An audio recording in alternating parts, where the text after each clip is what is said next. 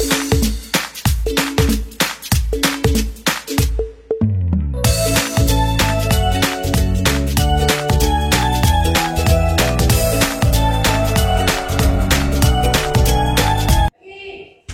विद्यार्थियों, मैं रतनलाल छत्रवाल, वरिष्ठ अध्यापक विज्ञान, राजकीय उच्च माध्यमिक विद्यालय दूधाबेरी बाड़मेर, आप सभी का चाणक्य अनअकैडमी के ऑनलाइन प्लेटफॉर्म पर हार्दिक स्वागत करता हूं, अभिनंदन करता हूं।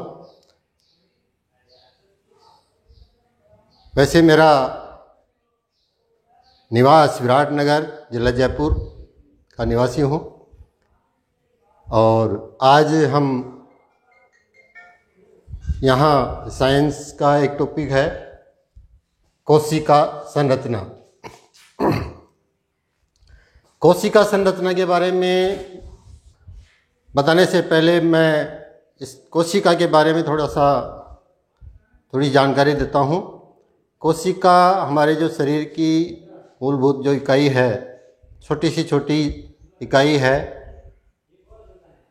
उसको अपन कोशिका कहते हैं। इसका 1665 में रॉबर्ट हुक के द्वारा खोज की गई थी। इसका नाम सेल या कोशिका रखा गया था।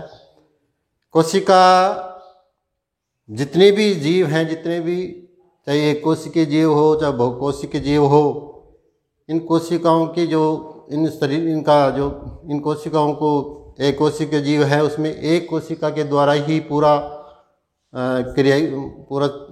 उसका कार्य किया जाता है। वह अपना जीवन उसी एक कोशिका के ऊपर ही निर्भर रहता है। और बहुकोशिकीय जीवों में अनेक कोशिकाओं से मिलकर जो संरचनाएं होती हैं, इसके बारे में अपन अध्ययन करेंगे। सबसे पहले अपन लेते हैं एक जो कोशिका का मैंने पहले से ही डायग्राम बना रखा है। इसमें सबसे पहले ये जो बाहरी झिल्ली होती है, ये दोहरी परत होती है, तो इसको कोशिका कला या कोशिका झिल्ली कहते हैं। ये प्रोटीन और लिपिड्स की बनी होती है। ये दो प्रकार की होती है, एक बाहर की तरफ है तो ये बाहरी कोशिका झिल्ली, और अंदर की तरफ होती है तो आंतरिक कोशिका झिल्ली।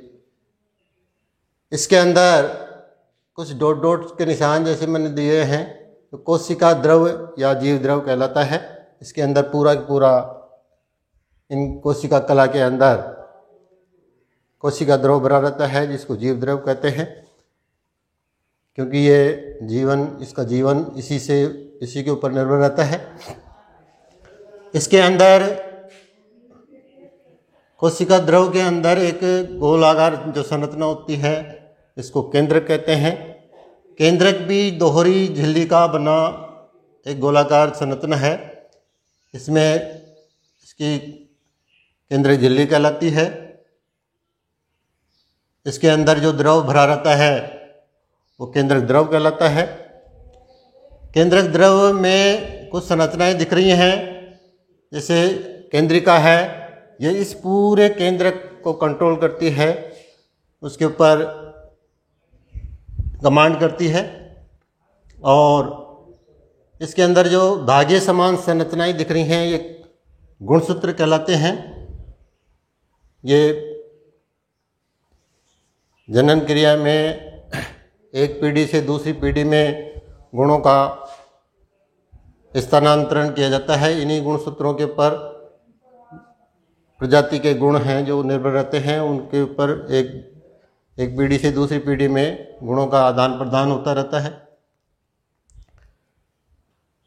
इसके बाद में ये पूरी जो सारी संरचनाएं हैं, केंद्रक झिल्ली, केंद्रिका, केंद्रक द्रव और गुणसूत्र, ये सारे के सारे पूरा मेटल केंद्रक कहलाता है। इसके बाद में रिक्तिकाएं, ये गोले गोल खाली सी जो दे रखे हैं, ये संरचनाएं हैं, ये रिक्तिकाएं कहलाती हैं।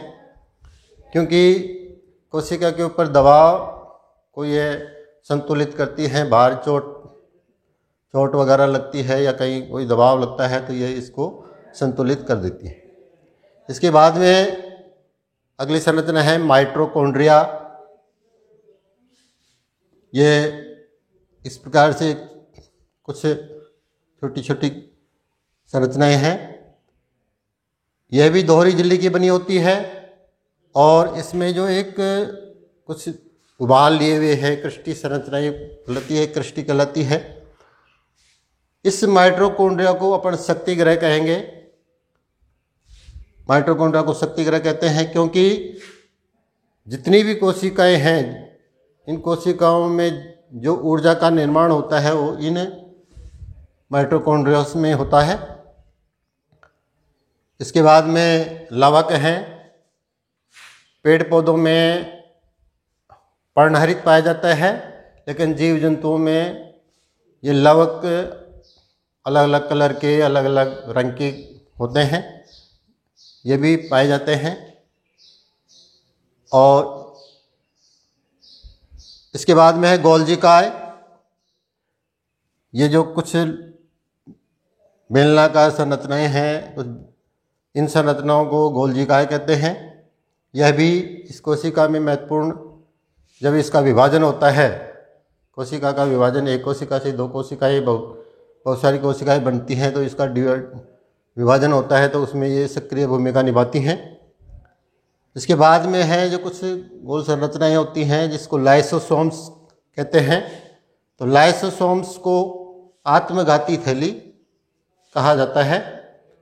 आत्मघाती थैली इसलिए कहा जाता है कि एक जो कोशिका है ये क्रियात्मक और रचनात्मक इकाई है। तो जितने भी शरीर में जो भी क्रियाएं होती हैं वो इन कोशिकाओं के द्वारा होती है, इन कोशिकाओं में होती है। प्रत्येक कोशिका में उपापचय की क्रियाएं होती हैं, ऊर्जा का निर्माण होता है, भोजन में जो भी ऊर्जा बनती है, भोजन करते हैं, उसके बाद में उसका उपापचय क्रिया होती है। तो उन उपापचय क्रियाओं में कुछ अवशिष्ट पदार्थ बनते हैं। उन अवशिष्ट पदार्थों का ये भक्षण करती है, उनको खा जाती है, उनको नष्ट कर देती है, उनको खत्म कर देती है। इसलिए इसको आत्मघाती थैली कहते हैं। इसके बाद में कुछ ये जो संरचनाएं दिख रही हैं आपको, अंतःद्रवी जालिकाएं हैं। ये दो प्रकार की होती हैं। एक जिसके ऊपर छोटे छोटे ये जो दाने से हैं, ये दाने हैं, ये राइबोसोम्स कहलाते हैं। राइबोसोम,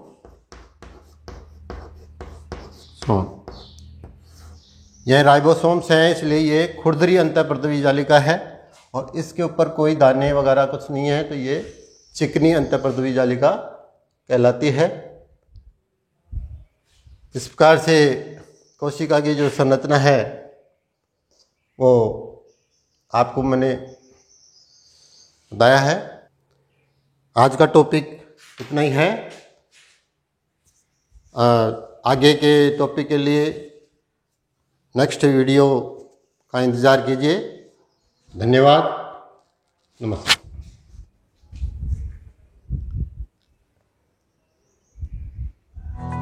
सब्सक्राइब करें हमारा YouTube चैनल, बेल आइकन को क्लिक करना ना भूलें, जिससे आगे आने वाले सभी YouTube अपडेट्स, वीडियोस, नोटिफिकेशंस आपको मिलते रहें।